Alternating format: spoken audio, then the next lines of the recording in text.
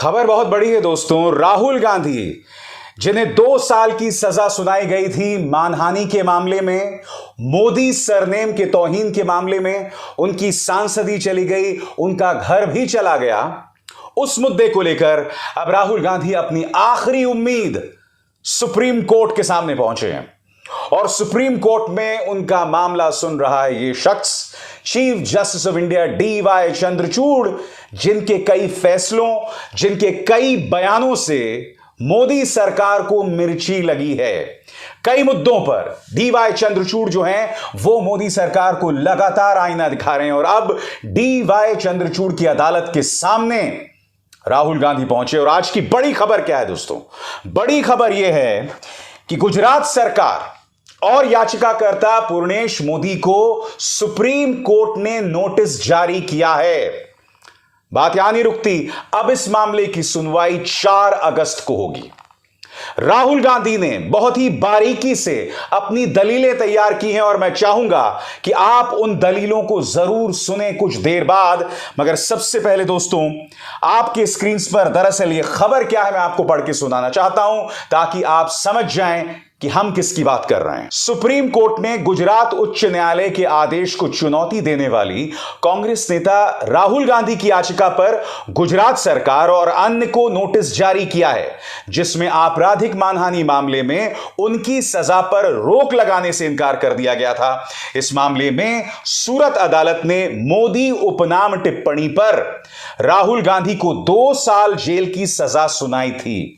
मामले की सुनवाई अब 4 अगस्त को होगी। राहुल की ओर से पेश वकील अभिषेक मनु सिंघवी ने 18 जुलाई को मामले का उल्लेख किया था और याचिका पर तत्काल सुनवाई करने का अनुरोध किया था, जिसके बाद प्रधान न्यायाधीश DY चंद्रचूड़ की अगुवाई वाली पीठ याचिका पर सुनवाई के लिए सहमति हो गई। इससे पहले कि मैं आपको बतलाऊं कि राहुल गांधी अपने कौन से 5 अचूक दलीलें पेश करने वाले हैं सुप्रीम कोर्ट में, मैं आपसे कुछ सवाल पूछना चाहता हूं। बृजभूषण शरण सिंह ये वो व्यक्ति है जिसने खुलेआम कैमरे के सामने ये कबूल किया था कि मैंने एक व्यक्ति की हत्या की थी। बृजभूषण शरण सिंह जिसके खिलाफ पुलिस की चार्जशीट है कि उसने महिला पहलवान जो कि देश की आन बान और शान है उन्हें मोलेस्ट किया, उनके साथ जबरदस्ती की। यह दिल्ली पुलिस की चार्जशीट है, मेरे शब्द नहीं है। मगर बृजभूषण शरण सिंह अब भी संसद के अंदर हैं। राहुल गांधी जिसका सिर्फ यह गुनाह था कि वो मोदी सरकार को कटघरे में रखते हैं, बार बार कटघरे में रखते हैं, अहम मुद्दों पर चेतावनी देते हैं और वो अहम मुद्दे सही साबित हो जाते हैं, उस राहुल गांधी को आपने बाहर कर दिया।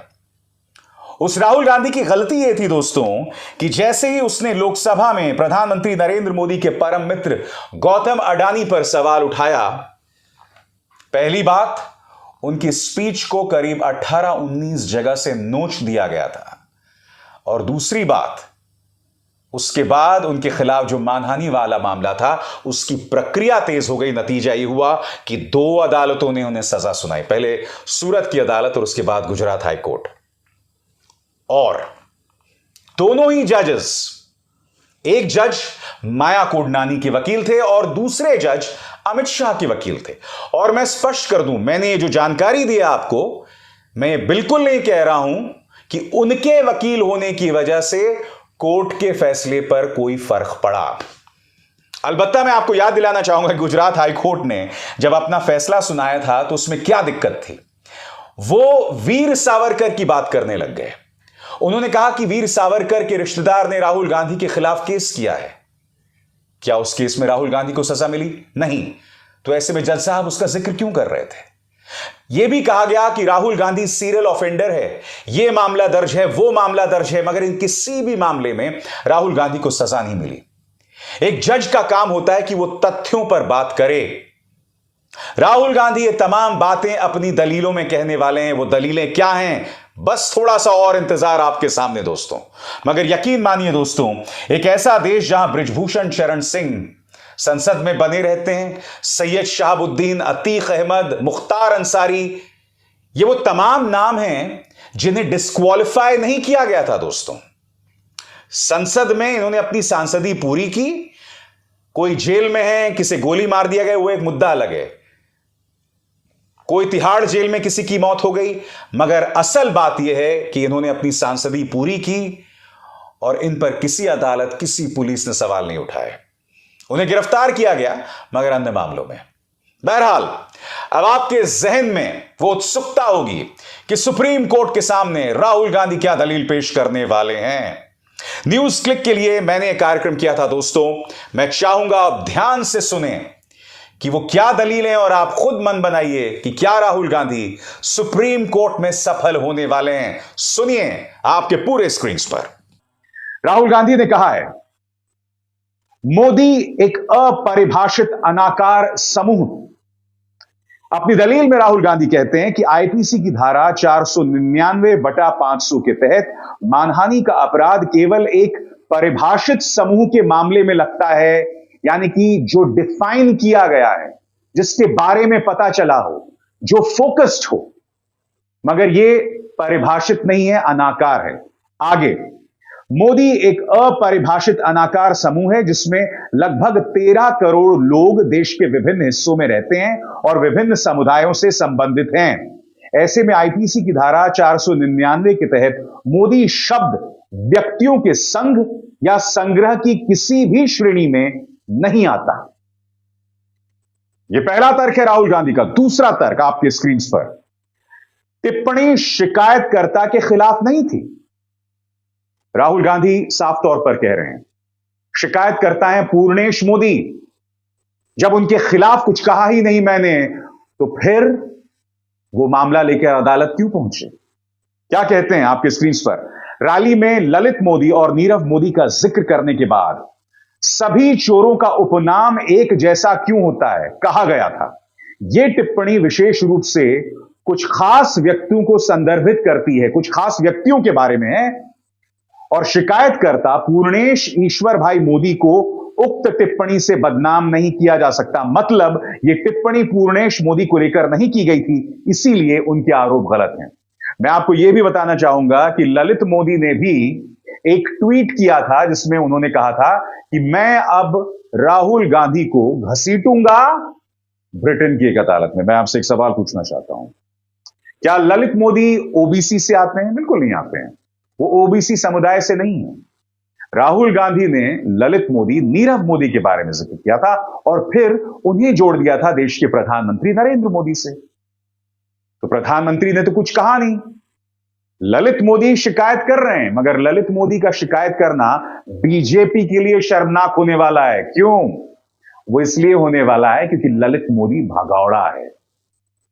ललित मोदी से भारतीय जनता पार्टी खुद को दूर रखना चाहती है और ऐसा व्यक्ति कहीं ना कहीं भाजपा के राजनीतिक हथियार के तौर पर सामने उभर कर आ रहा है।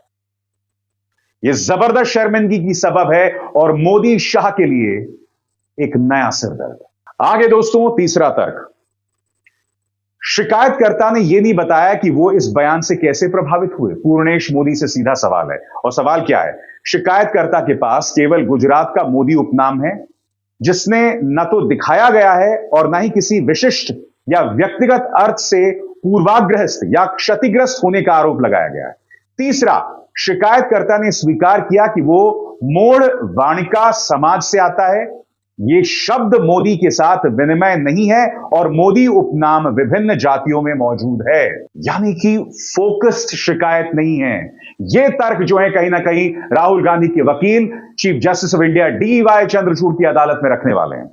चौथी बात, बदनाम करने का कोई इरादा नहीं। टिप्पणी 2019 के लोकसभा चुनाव अभियान के दौरान दिए गए एक राजनीतिक भाषण का हिस्सा थी। इसके जरिए शिकायतकर्ता को बदनाम करने का कोई इरादा नहीं था, इसीलिए अपराध के लिए मानवीय कारण का अभाव है। और आखिरी और पांचवी दलील राहुल गांधी की आपके स्क्रीन पर, उच्च न्यायालय ने मानने में गलती की कि अपराध के लिए कठोरतम सजा की जरूरत है। लोकतांत्रिक राजनीतिक गतिविधि के दौरान आर्थिक अपराधियों और प्रधानमंत्री नरेंद्र मोदी की आलोचना करने वाले एक राजनीतिक भाषण को नैतिक अधमता का कार्य यानी मॉरल टर्पिट्यूड का काम माना गया। इसमें कठोर सजा मिलना गलत है।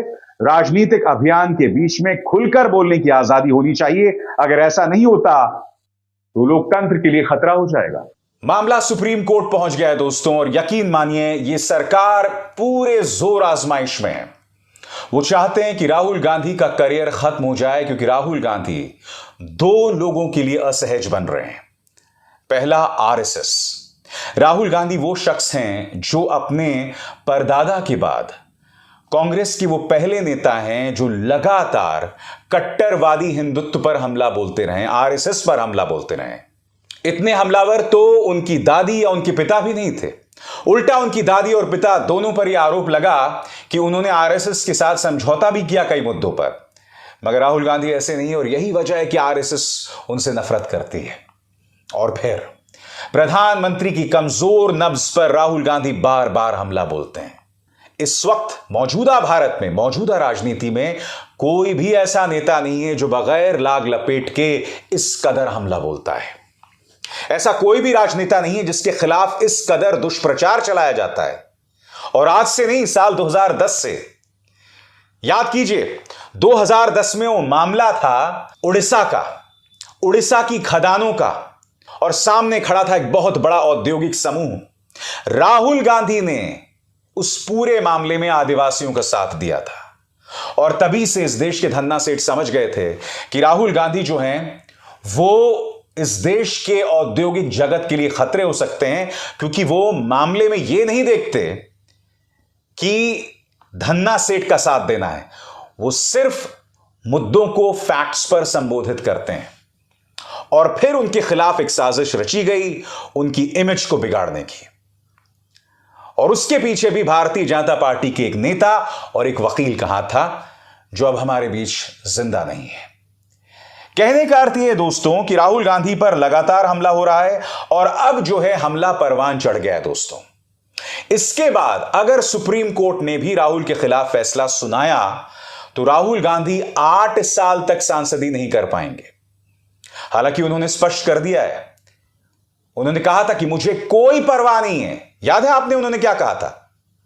सुनिए। सवाल पूछना मैं बंद नहीं करूंगा। मैं हिंदुस्तान के लोकतंत्र के लिए लड़ रहा हूं, और मैं हिंदुस्तान के लोकतंत्र के लिए लड़ता रहूंगा।